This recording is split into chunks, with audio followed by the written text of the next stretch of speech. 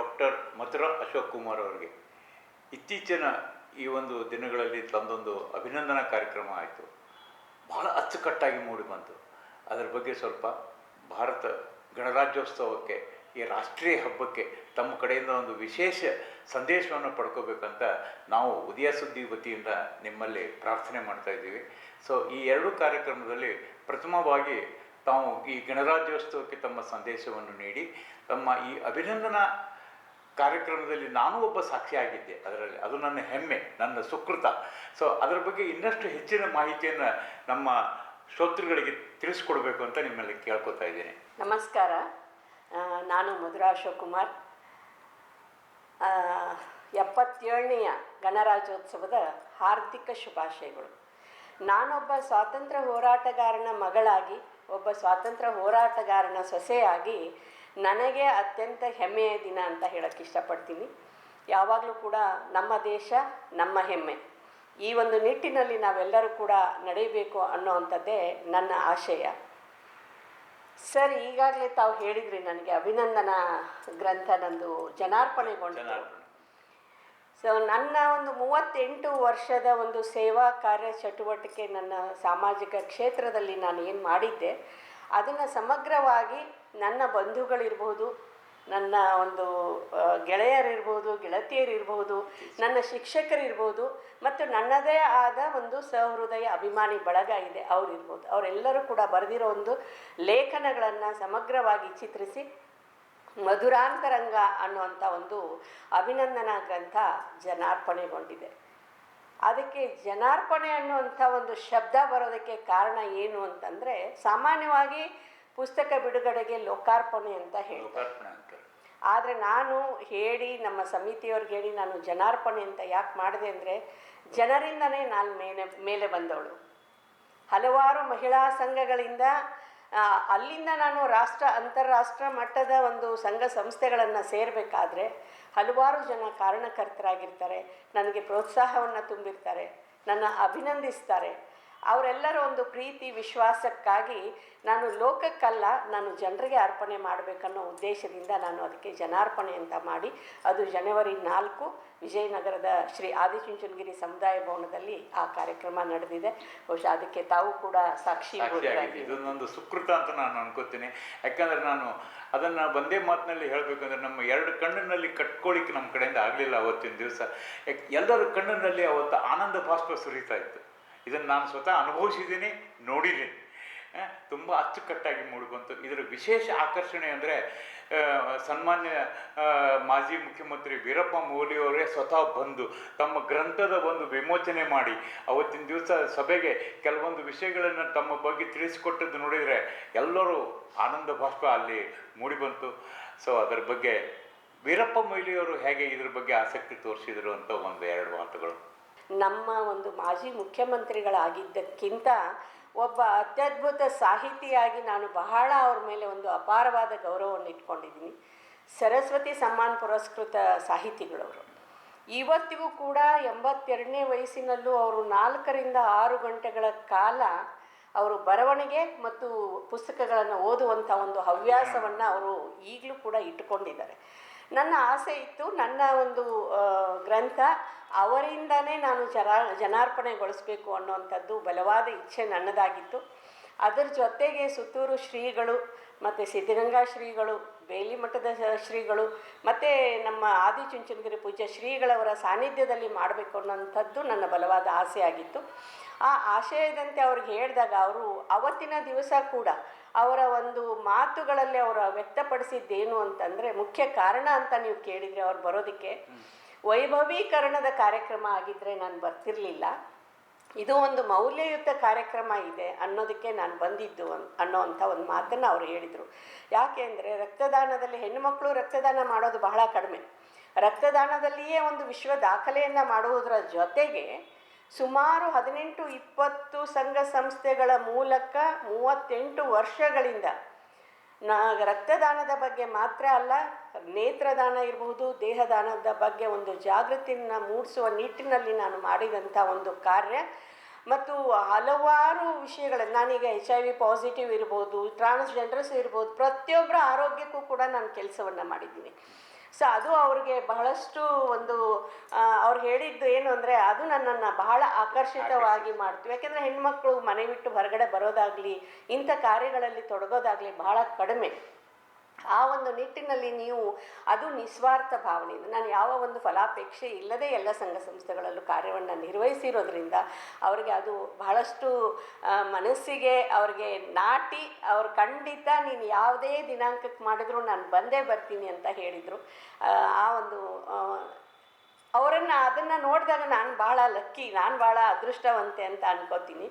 ಯಾಕೆಂದರೆ 4 ಜನ ಪೂಜ್ಯ ಶ್ರೀಗಳವರ ಒಂದು ಸಾನ್ನಿಧ್ಯ, ಸುತ್ತೂರು ಶ್ರೀಗಳು ಕೂಡ ಬಹಳಷ್ಟು ಅವತ್ತು ಅವರ ಒಂದು ಸುಕ್ಷೇತ್ರದ ಒಂದು ಜಾತ್ರಾ ಮಹೋತ್ಸವದ ಕಾರ್ಯಕ್ರಮಗಳಿದ್ದವು. ಅಂಥದ್ರಲ್ಲೂ ಕೂಡ ಅವರೆಲ್ಲ ಬಂದಿದ್ದಾರೆ, ನನ್ನನ್ನು ಆಶೀರ್ವದಿಸಿದ್ದಾರೆ.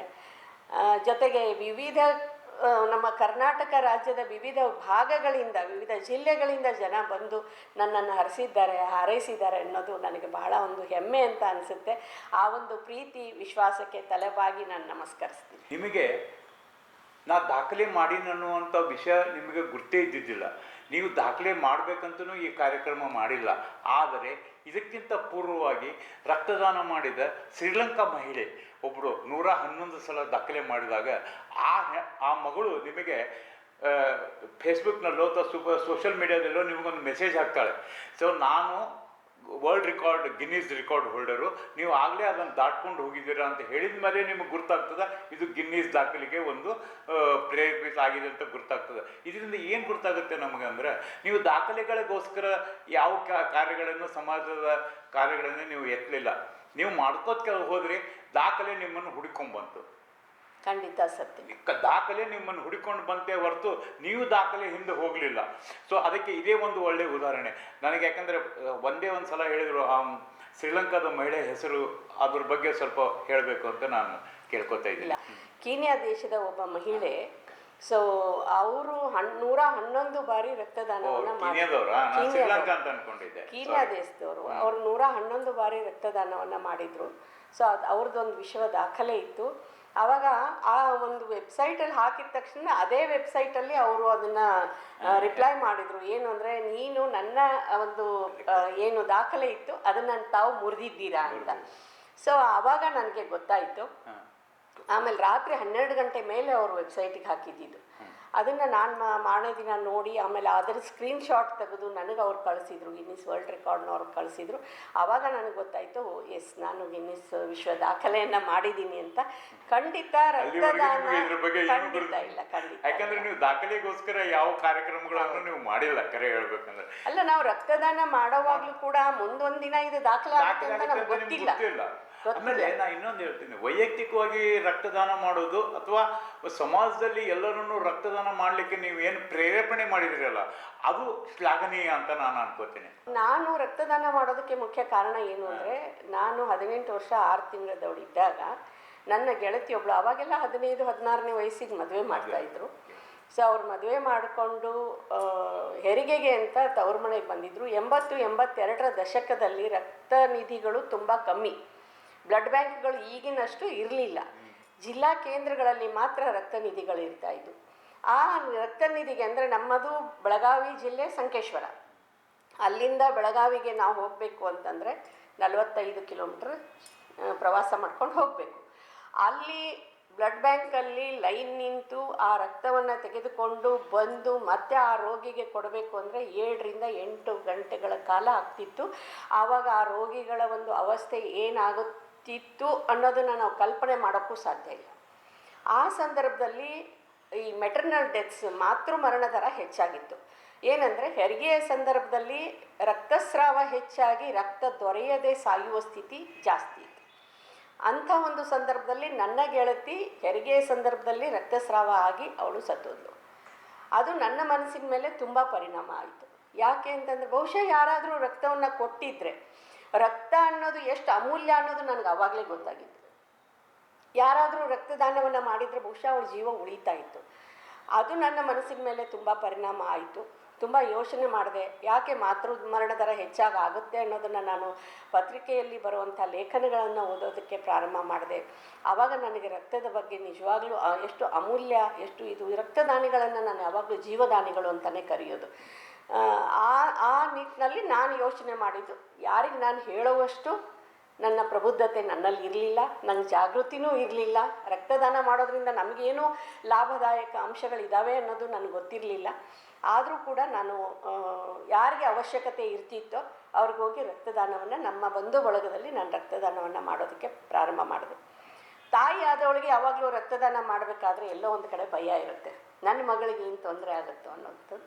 ಆದರೆ ನನ್ನ ತಂದೆ ತುಂಬ ಧೈರ್ಯಶಾಲಿ, ಯಾಕೆಂದರೆ ಸ್ವತಂತ್ರ ಹೋರಾಟಗಾರರವರು. ಅವರಿಂದ ನನಗೆ ಭಾಳಷ್ಟು ಇದಕ್ಕೆ ಸಪೋರ್ಟ್ ಸಿಕ್ಕಿತ್ತು. ಹಾಗಾಗಿ ನಾನು ರಕ್ತದಾನವನ್ನು ಮಾಡ್ತಾ ಹೋದೆ. 86ರಲ್ಲಿ ನನ್ನ ಮದುವೆ ಆಗಿ ನಾನು ಬೆಂಗಳೂರಿಗೆ ಬಂದು ಭಾರತೀಯ ರೆಡ್ ಕ್ರಾಸ್ ಸಂಸ್ಥೆ ಕರ್ನಾಟಕ ಶಾಖೆಯನ್ನು ಸೇರೋವರೆಗೂ ನನಗೆ ರಕ್ತದಾನ ಮಾಡೋದ್ರಿಂದ ಲಾಭದಾಯಕ ಅಂಶಗಳೇನಿದ್ದಾವೆ, ಯಾಕೆ ರಕ್ತದಾನ ಮಾಡಬೇಕು, ಯಾರು ಮಾಡಬೇಕು ಯಾರು ಮಾಡಬಾರ್ದು ಅನ್ನೋದ್ರ ಬಗ್ಗೆ ನನಗೆ ಅಲ್ಲಿ ಮಾಹಿತಿ ದೊರೀತಾ ಹೋಯಿತು. ಅಲ್ಲಿ ಒಂದು ಚಿಕ್ಕದಾದ ಒಂದು ರಕ್ತನಿಧಿ ಇತ್ತು, ಎಷ್ಟೋ ಜನ ಬಂದು ಲೈನ್ ನಿಂತ್ಕೊತಾ ಇದ್ರು. ಈಗಿನಷ್ಟು ಅಡ್ವಾನ್ಸ್ ಟೆಕ್ನಾಲಜಿ ಇಲ್ಲ ಆವಾಗ. ಒಬ್ಬರಿಗೆ ಒಂದು ರಕ್ತವನ್ನು, ಅವ್ರಿಗೆ ಸರಿದೋಗುವ ರಕ್ತವನ್ನು ಕೊಡಬೇಕು ಅಂದರೆ 3 ಗಂಟೆಗಳ ಕಾಲ ಕಾಯಬೇಕಿತ್ತು. ಇವಾಗ 20 ನಿಮಿಷದಲ್ಲಿ ನಿಮಗೆ ಎಲ್ಲ ಪರೀಕ್ಷೆಗಳನ್ನು ಮಾಡಿ ಬೇಕಾಗಿರೋ ರೋಗಿಗೆ ಬೇಕಾಗಿರುವಂಥ ಸರಿದೂಗುವಂಥ ರಕ್ತವನ್ನು ಅವ್ರಿಗೆ ಕೊಡ್ಬೋದು. ಪ್ಲೇಟ್ಲೆಟ್ಸ್ ಇರ್ಬೋದು, ಪ್ಲಾಸ್ಮಾ ಇರ್ಬೋದು, ಎಲ್ಲವೂ ಕೂಡ ಈಗ ಅವೈಲೇಬಿಲಿಟಿ ಇದೆ.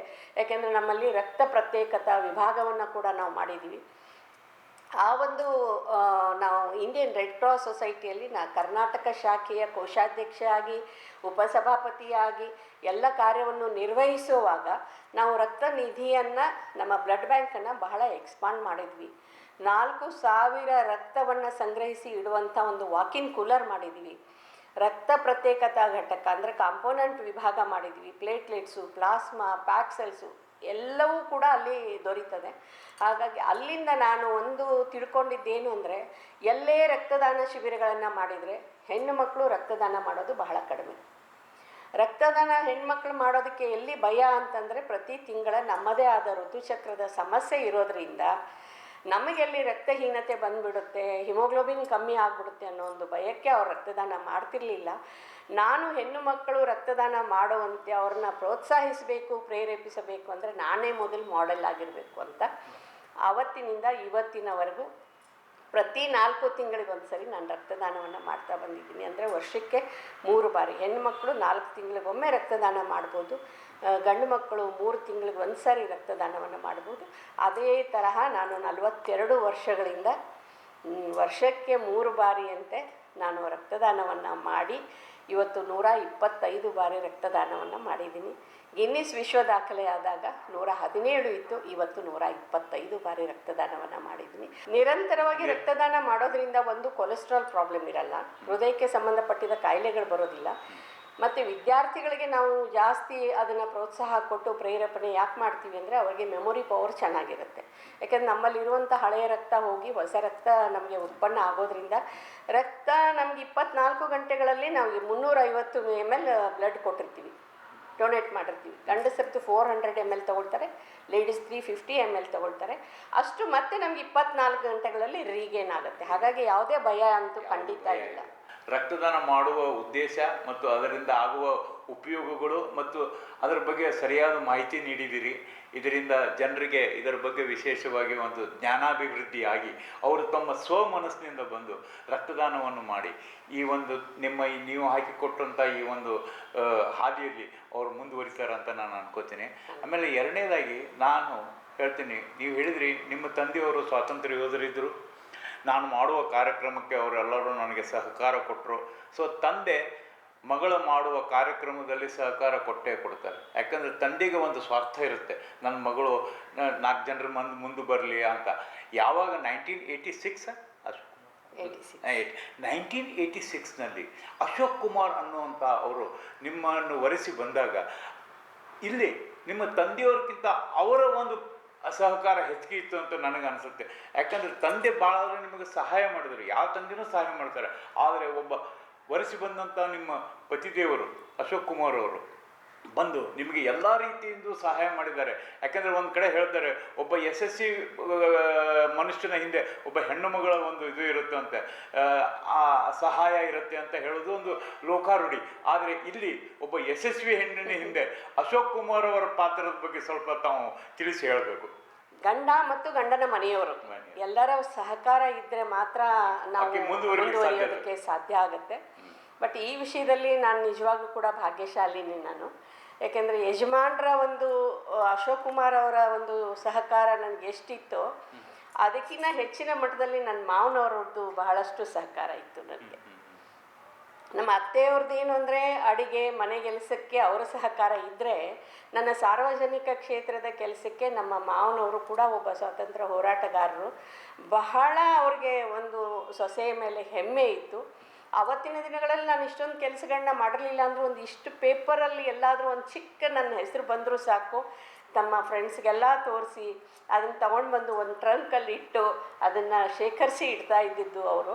ಸೊ ಅವರ ಒಂದು ಸಹಕಾರ ನನಗಿತ್ತು. ನನಗೆ ಗಂಡ ಮತ್ತು ಗಂಡನ ಮನೆಯವ್ರದ್ದು ಎಲ್ಲರದ್ದು ಕೂಡ ಸಹಕಾರ ಚೆನ್ನಾಗಿ ಸಿಕ್ಕಿದೆ. ಸೊ ಅವರೆಲ್ಲರ ಆಶೀರ್ವಾದವೇ ಇವತ್ತು ನಿಮಗೆ ಬೆಳೀಲಿಕ್ಕೆ ಒಂದು ಪ್ರೇರಣೆ ಆಯಿತು. ಇನ್ನೂ ಒಂದು ವಿಷಯ ಅಂದರೆ 100ನೇ ಬಾರಿ ರಕ್ತದಾನ ಮಾಡಿದ್ದು ನಾನು ಶಿರಾಳಕೊಪ್ಪ. ನನ್ನ ಅತ್ತೆಯ ಮನೆ ಶಿರಾಳಕೊಪ್ಪ, ಶಿಕಾರಿಪುರ ತಾಲೂಕು, ಶಿವಮೊಗ್ಗ ಜಿಲ್ಲೆ.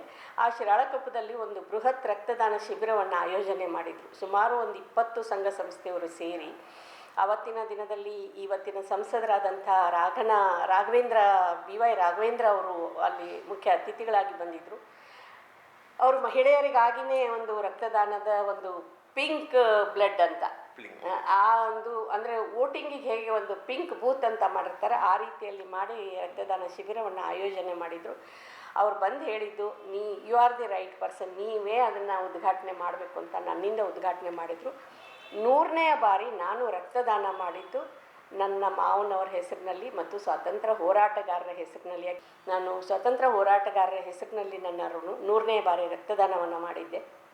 ಅದು ಎಲ್ಲ ಪೇಪರ್ಗಳಲ್ಲೂ ಬಂದಿದ್ದು ಕೂಡ ಸ್ವಾತಂತ್ರ್ಯ ಹೋರಾಟಗಾರರನ್ನು ನೆನೆದಂಥ ಮಧುರ ಅಂತ. ನಮ್ಮ ಭಾರತ ತನ್ನ ಶತಮಾನೋತ್ಸವದ ಕಡೆಗೆ ದಾಪುಗಾಲು ಹಾಕ್ತಾ ಇದೆ.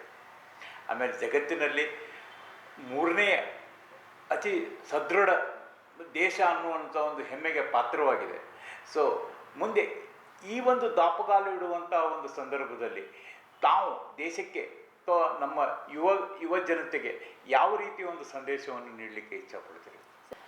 ನಾವು ದಾಪುಗಾಲು ಹಾಕ್ತಾ ಇರೋವಂಥ ಒಂದು ಈ ಸಂದರ್ಭದಲ್ಲಿ ನಾನು ಹೇಳೋಕ್ಕೆ ಇಷ್ಟಪಡೋದು, ಯುವ ಜನತೆ ಎಲ್ಲೋ ಒಂದು ಕಡೆಗೆ ನಾವು ಸದೃಢವಾಗಿ ಮಾಡೋದಕ್ಕೆ ಹೊರಟಿದ್ದೀವಿ ಅಂದರೆ, ಇನ್ನೊಂದು ಕಡೆಗೆ ಈಗ ನೀವೆಲ್ಲರೂ ಕೂಡ ನೋಡ್ತಾ ಇರೋ ಹಾಗೆ ಡ್ರಗ್ ಅಡಿಕ್ಷನ್ನು ಅಂಥ ವಿಷಯಗಳು ತುಂಬ ನಡೀತಾ ಇದೆ. ಹಾಗಾಗಿ ಆ ಒಂದು ಹವ್ಯಾಸಗಳು ಅವ್ರದ್ದು ಏನಿದೆ ಅಥವಾ ವ್ಯಸನಗಳು ಏನಿದೆ ಅದರಿಂದ ವ್ಯಸನ ಮುಕ್ತರನ್ನಾಗಿ ಮಾಡಿ ಸದೃಢವಾದ ಯುವ ಜನತೆಯ ಒಂದು ಪಡೆಯನ್ನು ಕಟ್ಟುವಂಥ ನಿಟ್ಟಿನಲ್ಲಿ ನಾವೆಲ್ಲರೂ ಕೂಡ ಇವತ್ತು ಅವರಿಗೆ ಜಾಗೃತಿಯನ್ನು ಮೂಡಿಸೋದು ಬಹಳ ಮುಖ್ಯ ಅಂತ ನಾನು ಅಂದ್ಕೊಂಡಿದ್ದೀನಿ.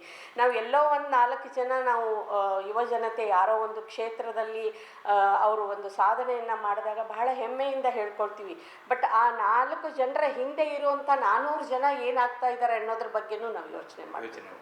ಅದನ್ನು ಯೋಚನೆ ಮಾಡಿದಾಗ ನಾವು ಯುವ ಜನತೆಯನ್ನು, ಯಾಕೆಂದರೆ ಮುಂದಿನ ನಾಗರಿಕರು ಅವರೇನೆ. ಇತ್ತೀಚಲಾಗಿ ಸ್ವಲ್ಪ ಈ ಪ್ರತಿಭಾ ಪಲಾಯನ ಬಹಳ ಆಗ್ತಾ ಇದೆ. ಅಂದರೆ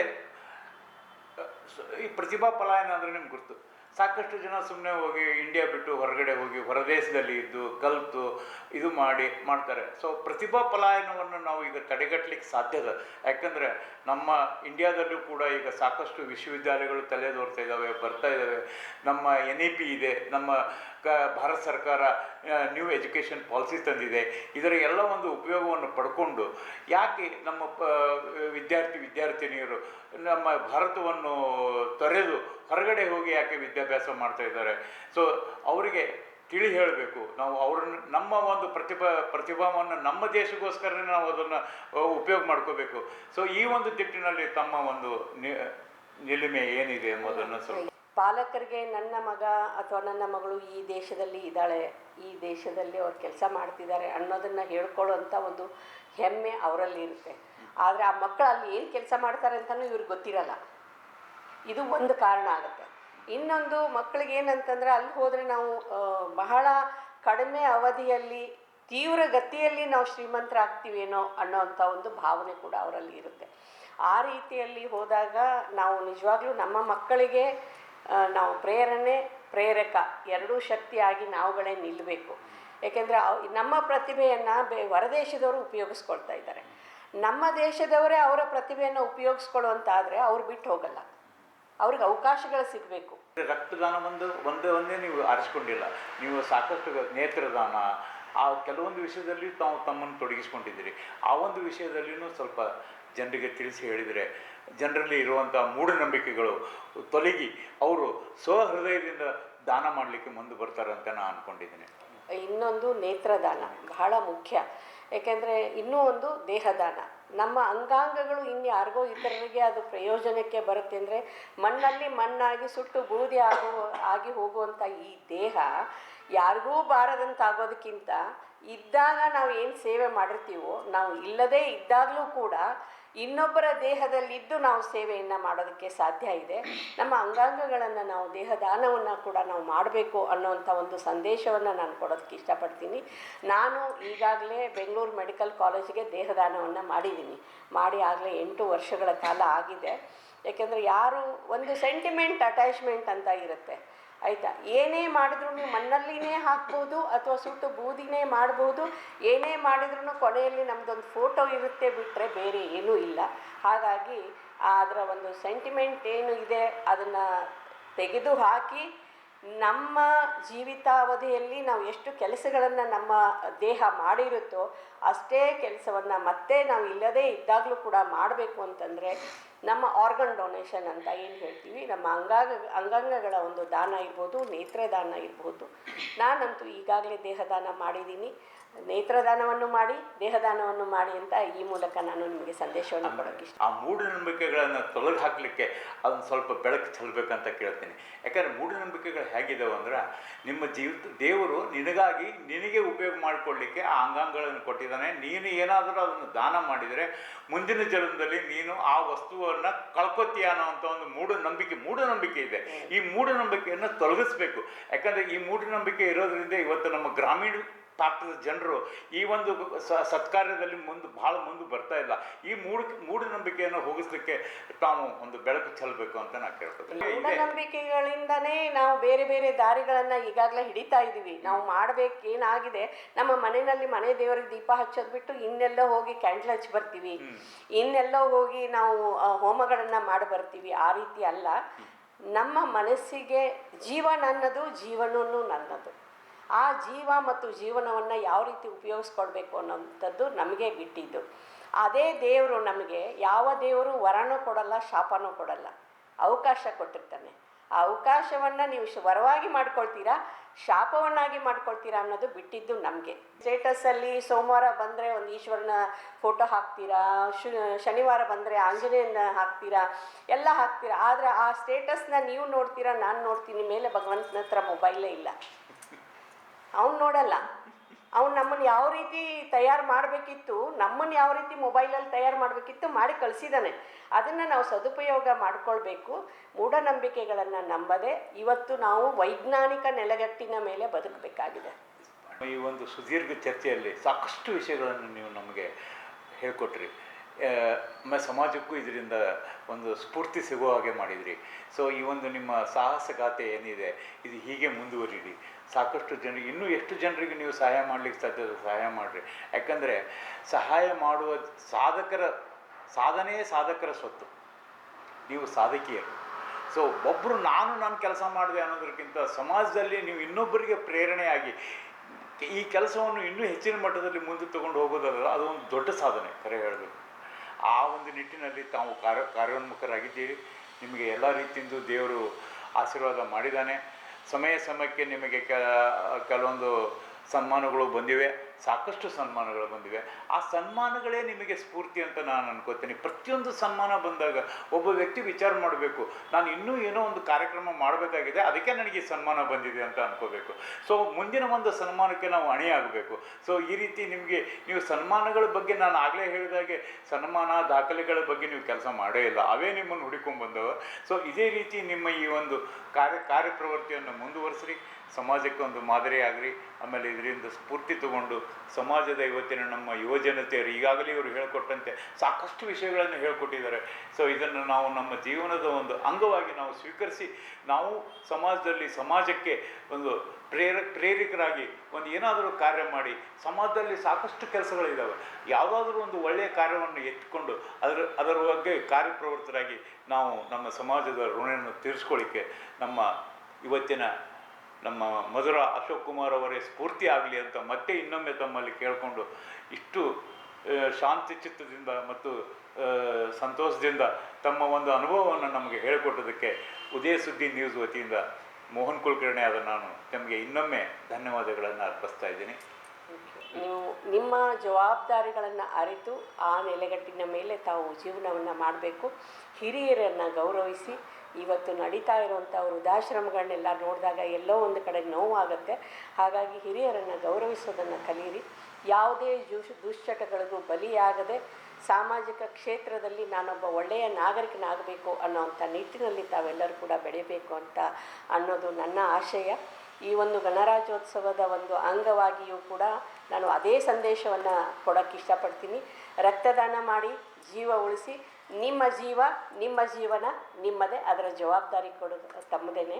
ಉದಯ ಸುದ್ದಿವಾಹಿನಿಯವರಿಗೆ ನಾನು ಈ ಒಂದು ಅವಕಾಶಕ್ಕಾಗಿ ತುಂಬ ಹೃದಯದ ಧನ್ಯವಾದಗಳನ್ನ ತಿಳಿಸ್ತೀನಿ. ನಮಸ್ಕಾರ.